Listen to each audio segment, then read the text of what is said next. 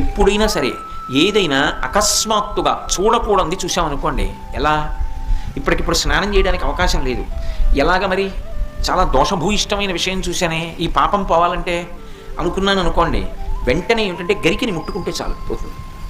తీవ్రమైనటువంటి పీడకలు వచ్చిందనుకోండి, ఆ పీడకల పరిహారం అవ్వాలనుకోండి ఏ అభిషేకమో చేయించుకోవాలి. శక్తి లేదనుకోండి మీరు అన్ని పూజలు చేయించుకున్నట్టే. స్నానం చేసి ఒకసారి గరికని ముట్టుకుంటే చాలు, స్నానం చేయకపోయినా చెప్పులు ఇప్పి గరికను ఒకసారి ముట్టుకుంటే చాలు.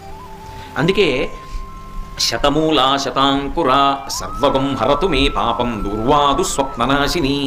ఓ శతమూలా శతాంకుర, నువ్వు అనేకమైన వేర్లతో ముందుకెడుతుంటావు, అటువంటి అంకుర నిన్ను ముట్టుకుంటున్నాను. దీనివల్ల ఏమవుతోంది?